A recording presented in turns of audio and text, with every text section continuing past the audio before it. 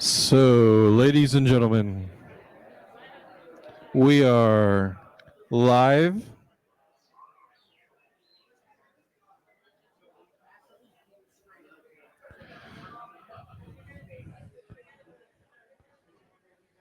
Dun-dun. Droid builders, all droid builders. Shh. I don't want to be cranky.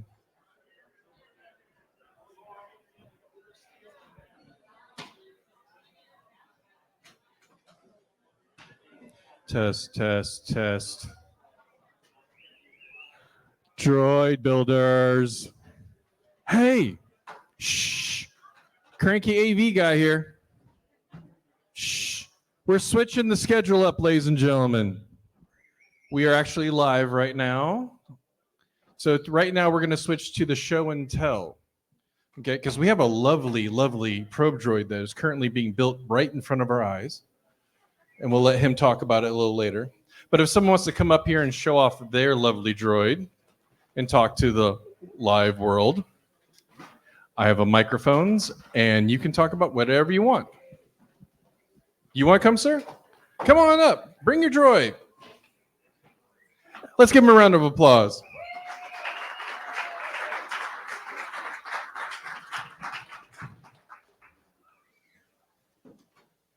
Got you your own mic.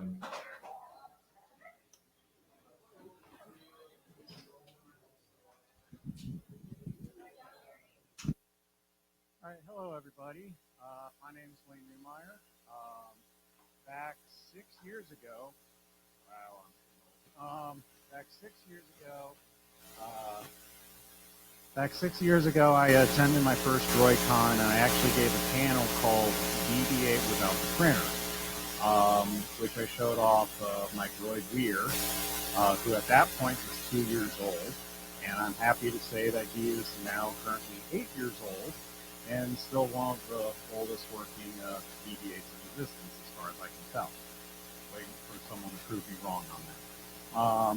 So if you're wondering how the old school BB-8s were made before the club started going with, the standard Vaughn jet files and carry drives and all that fancy new stuff going on in the back,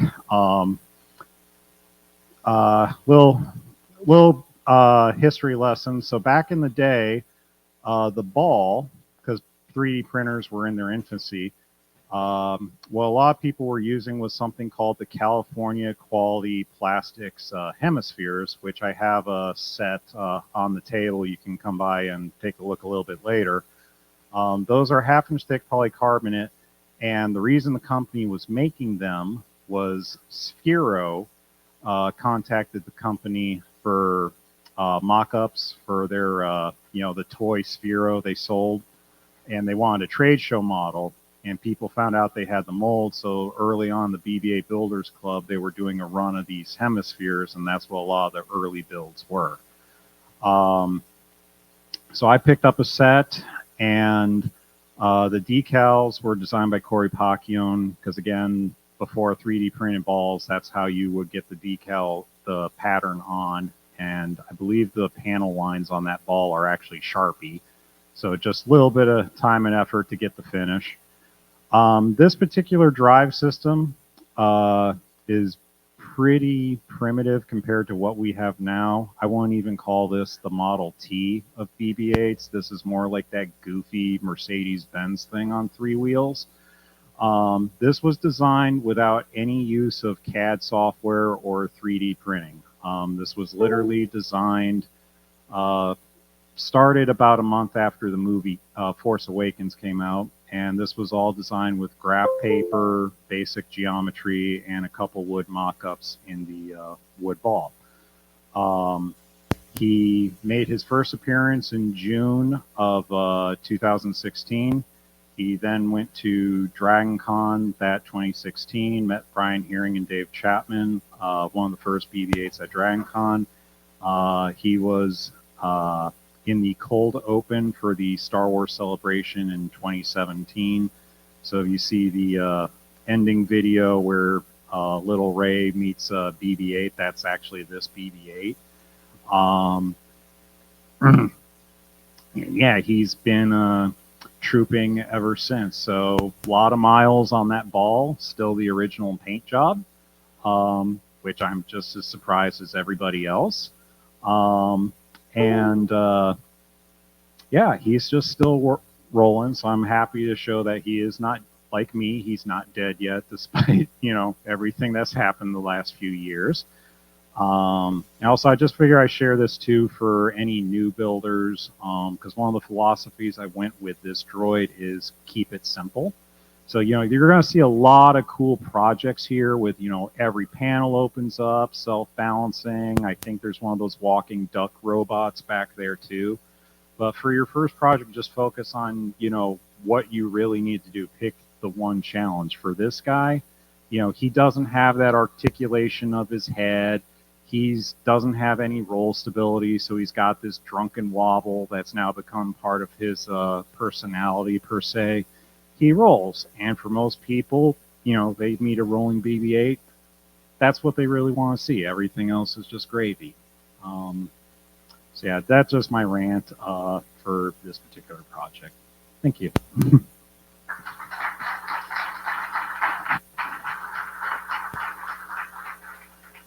Well, there's our first one.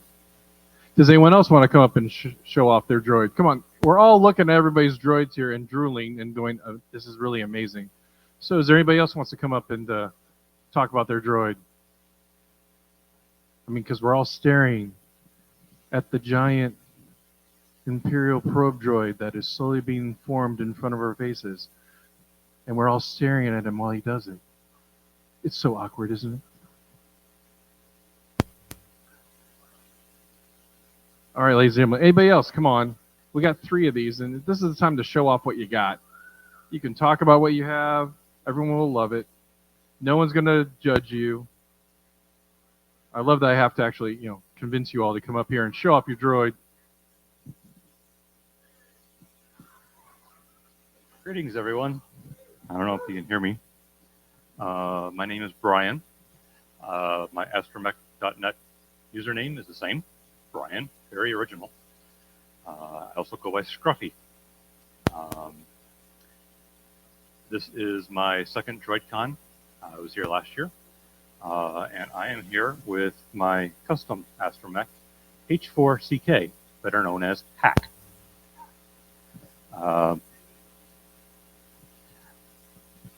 I started him about 6 years ago when I was living in Iowa. I now live here in Indiana. He's an all aluminum build, and he's still a work in progress. I thought I had things going great, and I got him here today, and he doesn't move.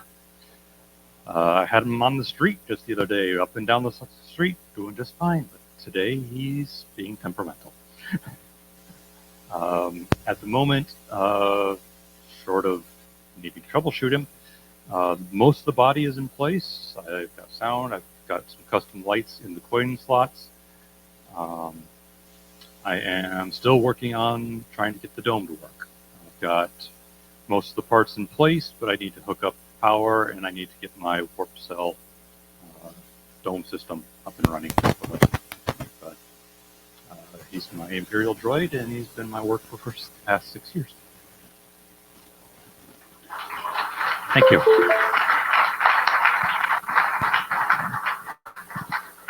All right.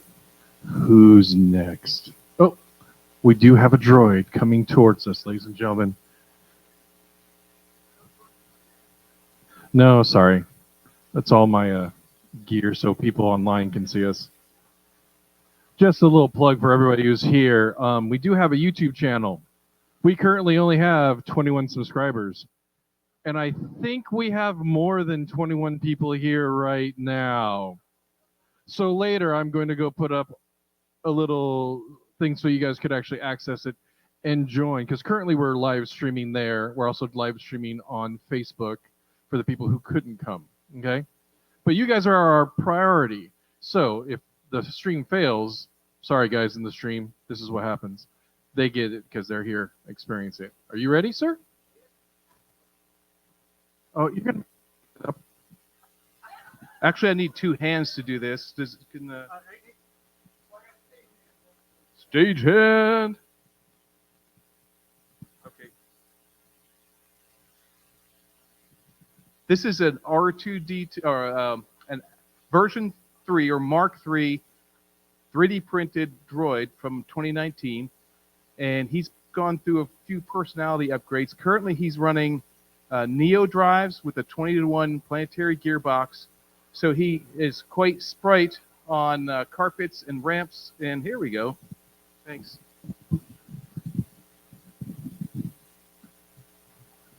There we go. So he can easily go up carpeted ramps, and he's currently running a Kyber system with a human-cyborg relations for his sound. So he can do happy, sad, angry, scared, and those are unique sounds that have never been heard before, and I've played them again, it'll be different sounds based on his current mood, which is reported or is in human-cyborg relations. You can use that.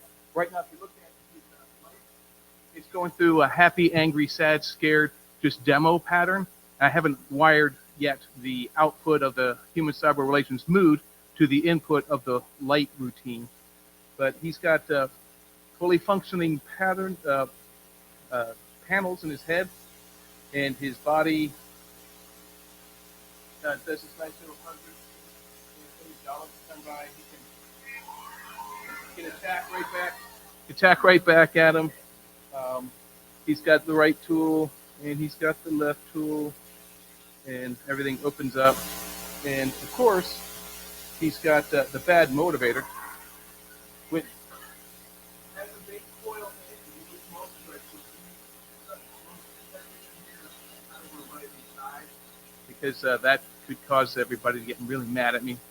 But yeah, fully functioning, pretty much everything I could think of. He doesn't have a card dispenser yet, but other than that, yeah.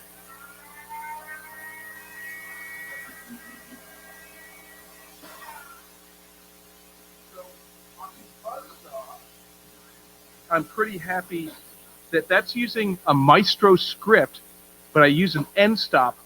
So it runs out a timed amount, but on the back end, it hits the end stop and resets it and homes it every single time. I was able to program a script to look for that end stop and reset it every time and just toss a random fun buzzsaw sound. So you can see it runs a little different every time.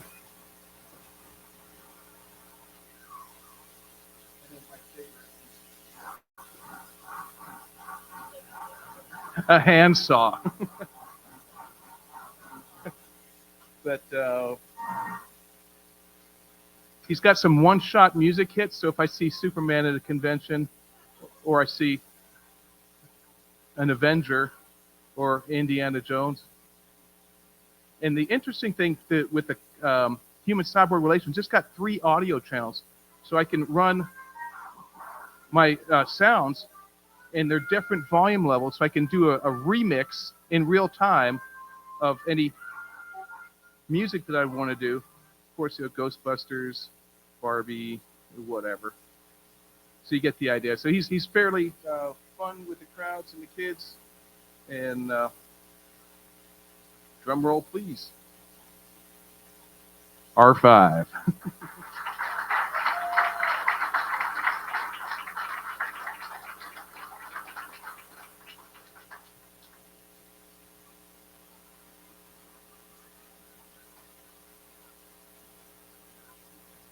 So some of you are asking, it's Droid Builders Info is our channel.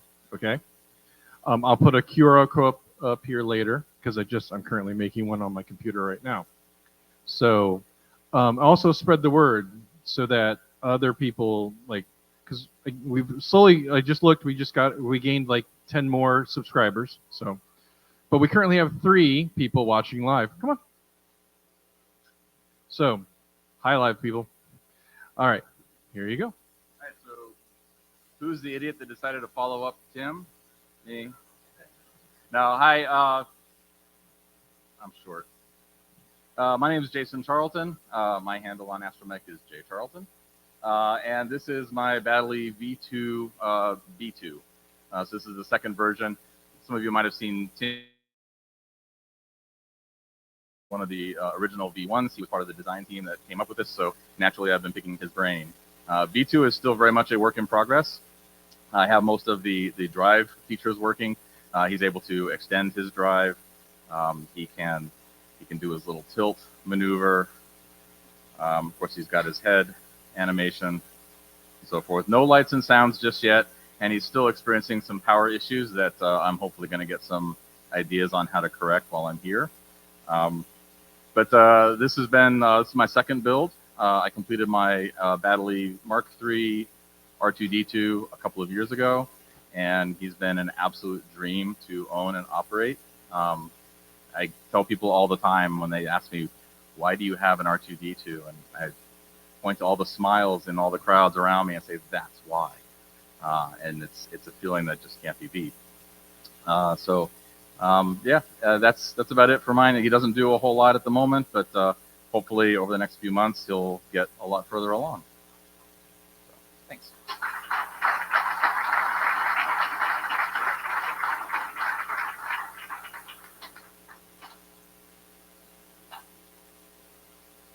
All right, who's next? Come on. Come on. Oh, yes, we have a little narrow channel for everybody coming through.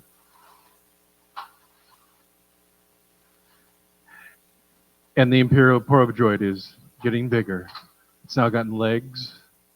It's slowly being created in front of us.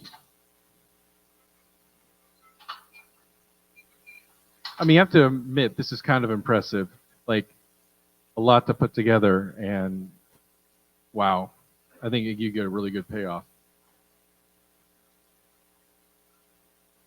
Oh, well, someone else is on my stream. Yay, we got it going. And it's working.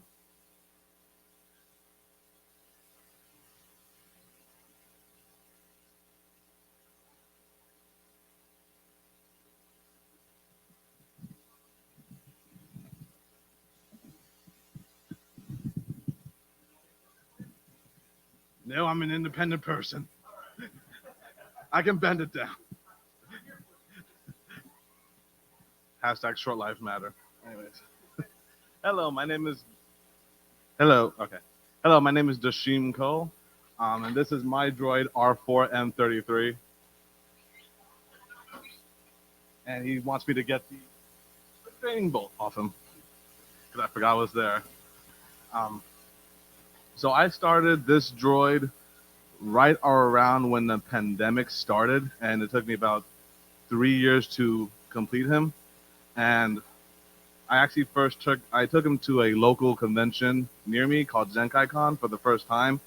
And when I first brought him over, so many people went nuts over him. It was so cool seeing everyone's reaction over something that I kind of built. Even the owner of the hotel came down and she was like super amazed by him. And he runs off a shadow, so I can conceal myself so that no one can actually tell I'm actually running him. It worked so well that when the owner of the hotel came down, she was like, "Oh my gosh, he's amazing, he's wonderful." And she was looking around and she's like, "Wait, is he by himself? Why is he unattended? Someone's gonna steal him." And I thought to myself, yeah, I would love for someone to steal a 110-pound droid through a rotating door. Have fun with that. So my droid, he actually has a 3D printed head. Some of the smaller bits are actually resin cast. His legs are actually made of wood, and his feet are actually steel welded. And the rest of his body is actually made of aluminum. And thanks to a friend of mine who has a Cricut, she was able to actually put his actual number on the side of it, which surprised me with this one child who was actually able to read it. He was like, "Did that say R4M33?" I'm like, "Did you just read that?" He was like freaking 10 years old. You know, a tear nearly dropped my eye because the next generation secured, man. But yeah, I got him somewhat completed around 2023 in March, and from then to now, he's been active with so many events for cons, charity events, sporting events like games and a hockey near me, which that one was a surprise for me. And for his number R4M33, I was stuck on the longest time on what to really call him. And I had to think that I'm such a fan of so many different things. So his number actually correlates to his color. And I'm a fan of like old school Iron Man comics. So one of my favorite armors is the Silver Centurion, which is red and silver. And in the comics, it's known as the Mark 8. But in the MCU, it's actually known as Mark 33. And I feel like 33 sounded way cooler than 8. My droid's also a product of kind of rushed. And I say that because there was a moment where I kind of tried to rush him a little bit. And even though I'm happy that I have him here now, I have to kind of go back a couple of times to either change something to make it better or undo something that I really screwed up here and there. So if you're like starting your droid, take your time. Don't rush anything, because then you got to go back, take care of it, and pray that it actually survives like a few feet. But I'm actually really happy with my droid. Like I said, I took him to so many places, and it makes me glow up like when everyone compliments him specifically, because something that I put together and everyone's like praising it like nuts. And there was this one little kid who saw R2D2 and my droid. He completely ignored R2D2. He knew who he was. He ignored him and went right to my droid. And like his dad keeps in touch with me over him. He's like, yeah, my son will not stop talking about your droid. He loves him. I'm like, I'm going to have a heart attack. But yeah, that's my droid, R4M33.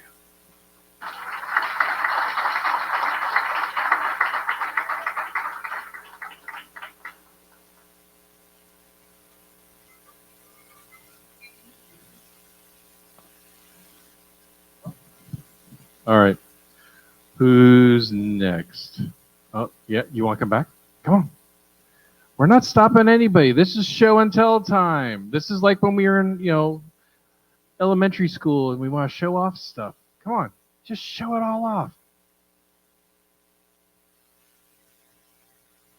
It's still looming and looking at me. I'm so scared.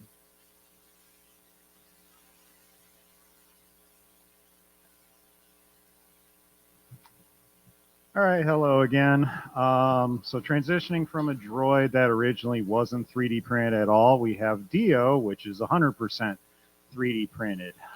This is the it's badly correct.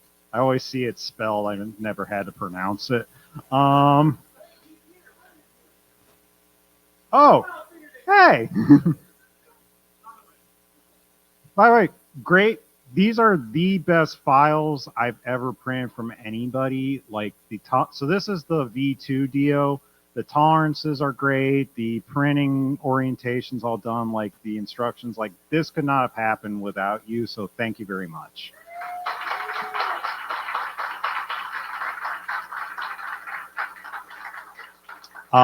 So just to go. So just to go a little bit into this specific build, so to date, my droids keep getting smaller and smaller. I started with a Dalek in 2012, which is a pretty big and bad idea to start with as your first robot. Then did R2, then did BB-8, then did Chopper, then did a Mars Sojourner rover, and then after the pandemic, I have like shirts with the droid family, which includes Dio. BB-8's new travel pajama bag has Dio on it. So I'm like, I need to finish the set and have Dio for my Christmas cards. So I got the Badley files, started printing them off, put them together. But excuse me. All right. So the electronics, I did my own electronics mainly because I was able to use the exact same code for self-balancing that I'm actually using in the BB-8. Because the BB-8's a hamster, they both balance the exact same way. They have two drive motors, which in his case is the two green printed wheels. And they have a internal measurement unit. Sorry, let me turn the actual internal measurement unit on. There we go. They have an internal measurement unit, so they actually balance themselves, which is why they can drive smooth. And BB-8, you'll see later tonight or tomorrow, he does drive at least smooth in his pitch axis. In his roll, like I said, he's got a drunken wobble. As far as the sound, what I have in him in terms of speakers are 2-watt, 28 millimeter speakers, which is actually the same you'll find in most high-end lightsabers, particularly if you're using the CFX cards. And then he's got the same 20-watt watt amplifier I have in my R2D2 and Dalek and Proton Pack, and pretty much anything that has a speaker, so that you can actually hear him in a convention environment. Unfortunately, the speakers that were on the plan kit, I took him to his first event, and you could not hear him in ambient setting at all. Other than that, yeah, really great learning experience, especially 3D printing bearings and working with, so his body is PLA plus. It's just my go-to filament. You know, everybody has their preferences. The head is lightweight PLA, which if you haven't worked with it, it's almost like printable styrofoam. Like it literally feels like you're printing a coffee cup. So it's really neat stuff to work with. You're welcome to come by later and, you know, feel it and see it. But yeah, it was a very interesting project. Thank you.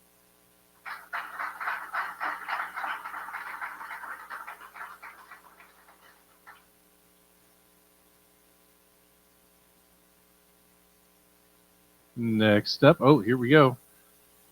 Don't have to wait too long.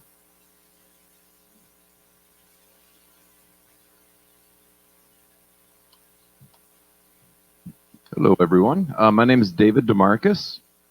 On astromech, I'm David DeMarcus, 1971. And now you know how old I am.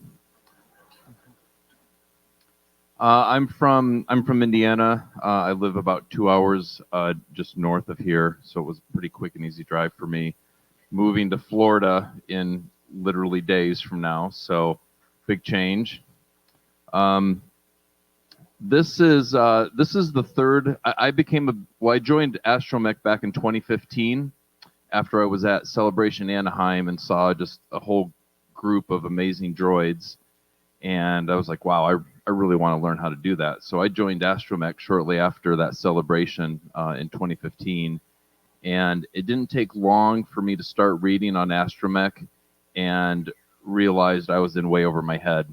So there was just so much information that I was reading through, and most of it was just kind of overwhelming. So I actually put everything on hold, and it wasn't until about 5 years later, literally right before the pandemic was about ready to start in February or March of 2020, that I thought, you know what, I'm an adult, I'm somewhat intelligent, I should be able to figure this stuff out. So I kind of got back to astromech, got in touch with one builder in particular. I don't think he's here. I've never met him in person. His name's Chris Rice. He's from Kansas City. And somehow I got messaging with him, and he just kind of gave me some friendly advice on, you know, here's what you could do to get started, and here's where you can go buy a dome and this and that. So long story short, in February and March of 2020, right before everything was ready to shut down, I started, I decided I wanted to do an aluminum droid, so I started buying a lot of aluminum parts, frame and skins and dome and all of that. So I built an R2D2 that year in 2020. A year or two later, I decided I really loved it, so I wanted to build another droid. So I built an R5D4, which I think I might have had it here last year. I can't remember. Not nearly as awesome as Tim Hebel's R5D4. And then just last year, I decided to build a third droid. So I had a dome, and I started cutting out all the panels from the dome. And as I was cutting these panels out, I'm like, I wonder if I could take the clear dome that I managed to get from a friend and just apply these panels to the clear dome, because didn't want to paint the clear dome. I didn't want to screw it up because I'm not a painter. So I cut out all the panels from the Granite Earth dome, and I started laying them out on this clear dome that I had for maybe a year or so.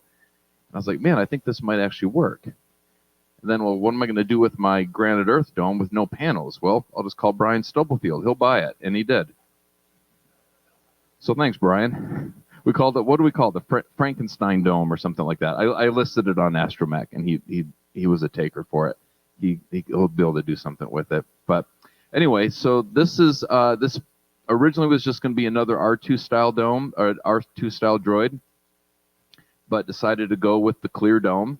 When I was here last year, if you were here last year, you probably saw Michael Turner's R3 droid with his clear dome, and I just thought it was super cool. So I started that build last year and just kind of finished him up earlier this spring. He was at a couple of events this year in Toledo, Ohio. They have it's called the Toledo Toy and Train Show, and it doesn't really sound like an event where droids would be welcome necessarily, but the Midwest Droid Builders Club has a booth there, and I don't know, there's 6 or 7 droids that roam around that show. And then just in maybe it was May or something of this year, he was at C2E2 in Chicago with a whole bunch of other droid builders and 501st and that sort of thing. I mean, there's really nothing special about him. I guess the only thing that makes him special, he might be the only clear dome droid here today. So I thought, well, I might as well just bring him up and talk about him. He's got a life form scanner in his dome, and unlike R2 that has opening panels and the life form scanner can go, up pretty high, this life form scanner just raises about 2 inches and then rotates right before it hits the dome, and then it goes back down. I have if you've seen the droid over there in the back, he's got a little LCD screen that kind of cycles through some different videos. It's got Leia's message, it's got the Death Star plans, and then it's got a third video that I found online and was able just to apply to that, just load it up onto that screen. It's the first time I'm using AstroPixels. I'm not sure if anyone in here uses AstroPixels also, but I hadn't used them in my previous droids, but his dome lights are all AstroPixels. And I'm still trying to figure out if anyone knows how to do this. I want to be able to change the colors on my AstroPixels through some coding, and I've not been able to figure that out. So if anyone knows how to do that, I'd love the chance to talk to you about that.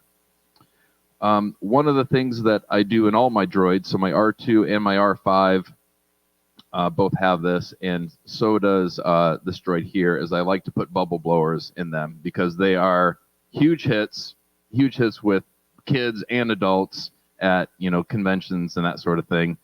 I love doing it on carpet because there's no risk of people slipping and falling, but whenever I do it at a convention and it's like a concrete floor, in my R2 at least, it's in his dome, so he can kind of spray them, and so they don't kind of condense in one spot. But with him, as soon as I spray, I drive him over it and just kind of let it all dry and not become once it's not a slip hazard, then it's okay. But anyway, that's my R3. I didn't really know what to name him. Oh, just a little something else about him. He's all aluminum, but he's not powder coated. I wanted to do something different, so I had him anodized. And I kind of like that green color, so I had him anodized in green. And as far as his name goes, I've got a good friend back home that kind of helps me build. His name's Brian. I'm David, so the initials D for David, B for Brian. And so I've named him R3DB, just kind of in honor of my friend. So that's R3.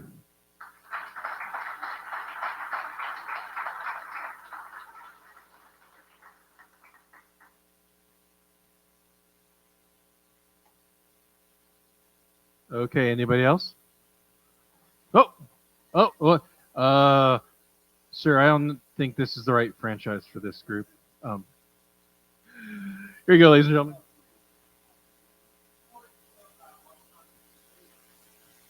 Hi, I'm Don.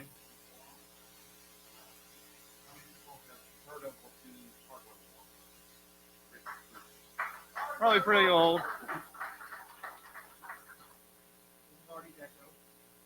Get up to the microphone. It's Artie Deco. He's the version of R2D2 from the spoof. It's a very silly thing. You can watch it on YouTube if you want to look it up. He does sounds. I gotta turn him up.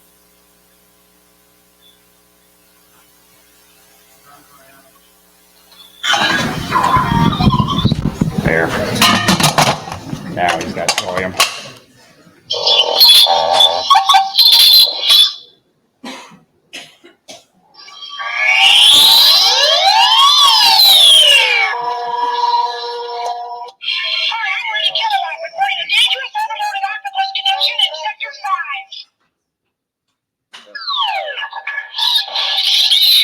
Got pixels in the light, in the eye, and in the pretty much play a bunch of sound, random music, things like that. This was my first build.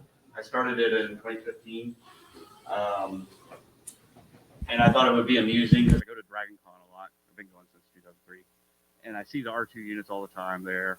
I was like, well, R2 is going to take me a while to build, so what if I build this and he follows along behind all the big droids into the panel. So I thought it would be amusing. This is Chuchilla, the Wookiee monster from the same little rat companion, I guess. That's pretty much it. He doesn't do a lot.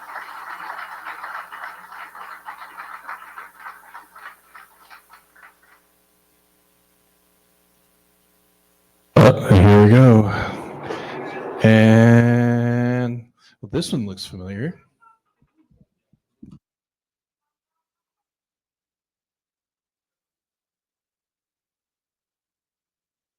Basically, this is for your live stream audience.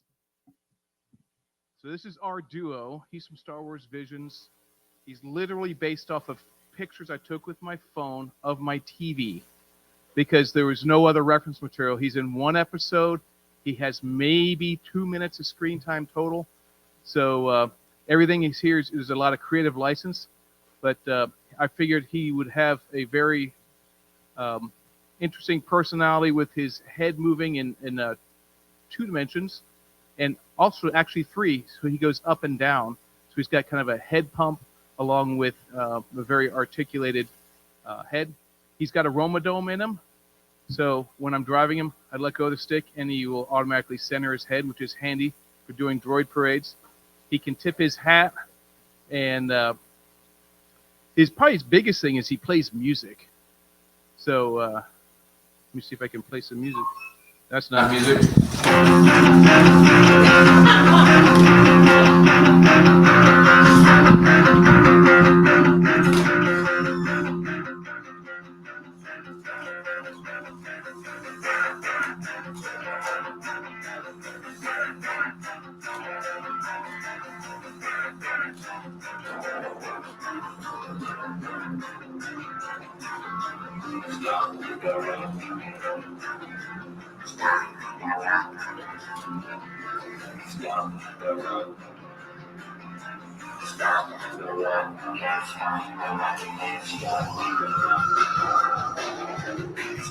So you get the idea. So he is 100% 3D printed from the ground up. He's built to go to conventions. I've got his.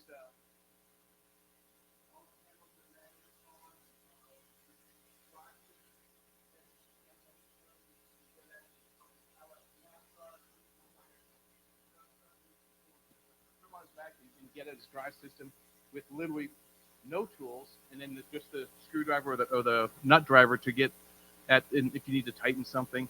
He's got speaker boxes, which gives him his really big sound quality. So a 3-inch speaker needs about a quart of space for a speaker box. So when you make a sound, half of it goes this way, the other half goes this way, and it cancels each other out. So if you grab the stuff behind the speaker, you get twice as much volume out the front of the speaker with the same amount of wattage. And that's not even doing anything with a port or anything like acoustic, which is possible, but I just kind of petered out after I learned I could do pretty good results with just a quart of space in the speaker box inside. He's got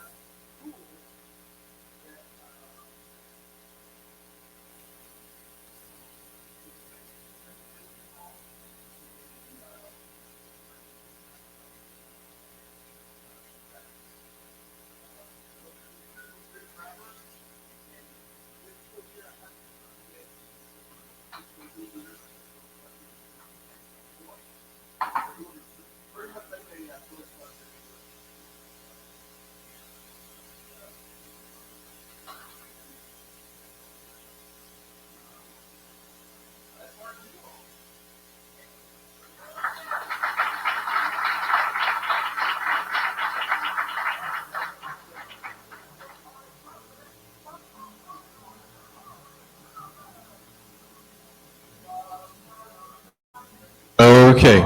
Someone else want to come up? We got like a couple more minutes, and then we're going to stop the stream, and we'll get ready for our next panel. But I want to end eventually with the probe droid because, guys, they've been watching you build this the entire stream, and it's so cool. Hello, my name is Dylan. I have my whole droid here, but not put together. I'm going to talk about the chroming process for my droid. Tomorrow, by the time that we take pictures, whenever that will be, we will have the rest of the droid set up on the legs so you can see it better. As of right now, though, we have the dome down here and the body in the corner. If you want to come over and see it, it's right over there with my dad.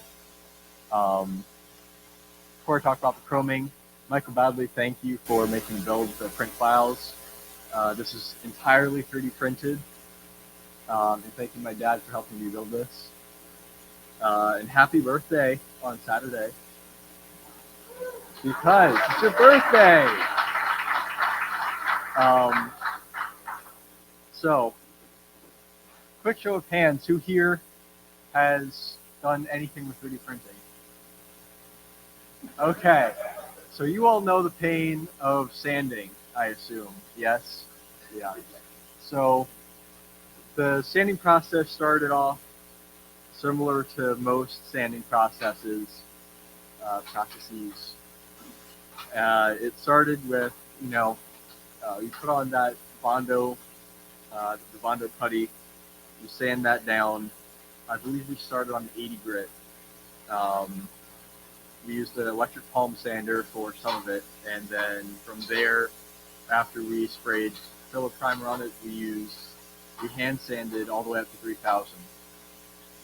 We did about 5 or 6 sanding stages total around the entire body, and then everywhere that is not orange or blue, we sprayed gloss black first, and then from there we set up a greenhouse in our garage.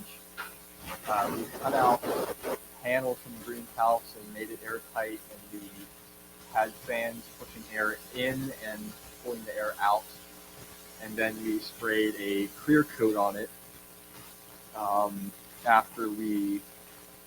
from the clear coat, then we sprayed Duralumin on it. It was, I want to say $50 a bottle of Duralumin, but we only used, I think, maybe one or half, two. Okay, we used 2. We bought 5 or 6, so no need to tell my mom. So we did that throughout the entire body, and that's how we did the chroming process. So it's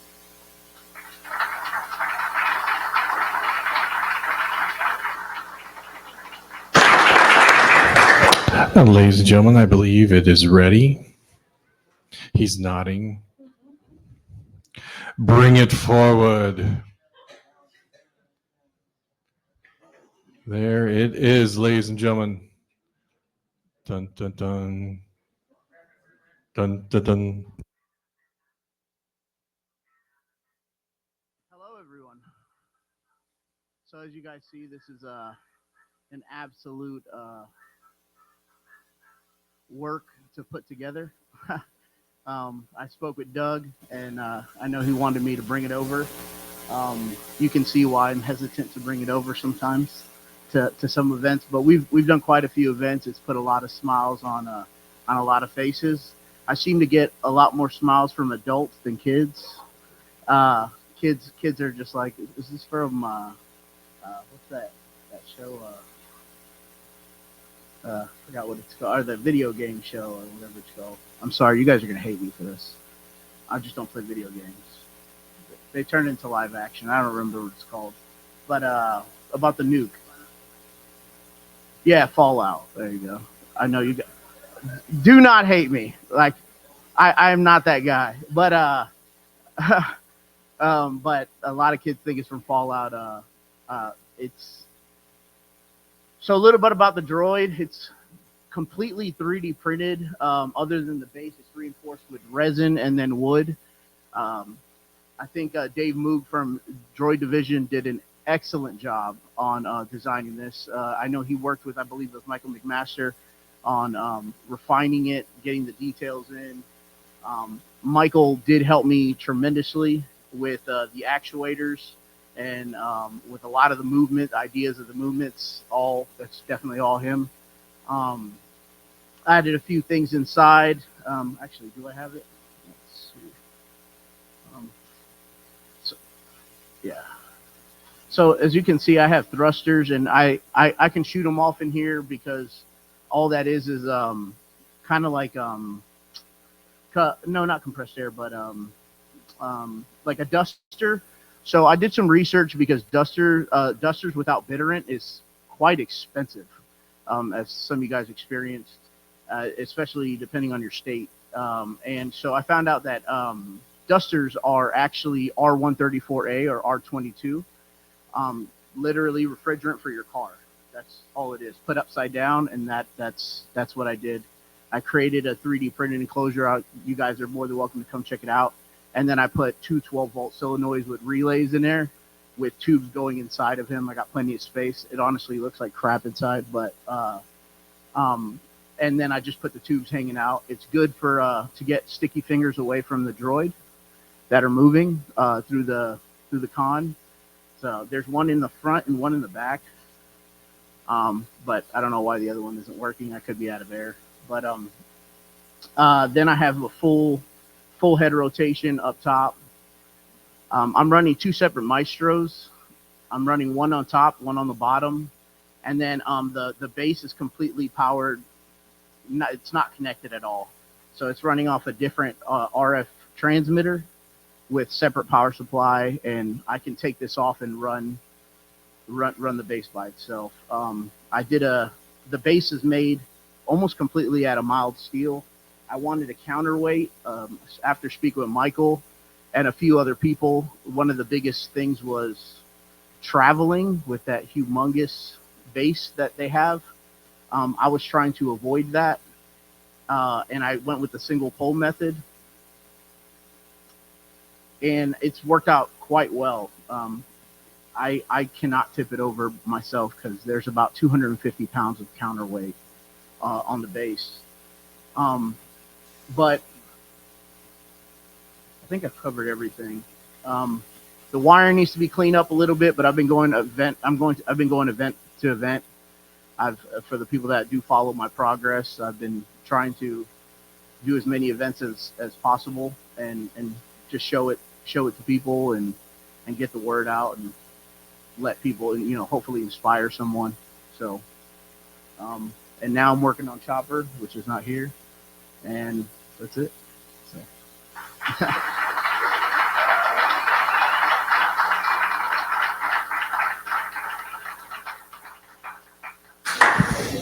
All right, ladies and gentlemen, thank you all. We're going to close this up and get prepared for our next panel. It's just what most of you are waiting for anyway. All right, thank you all very much. Let's give everyone a round of applause.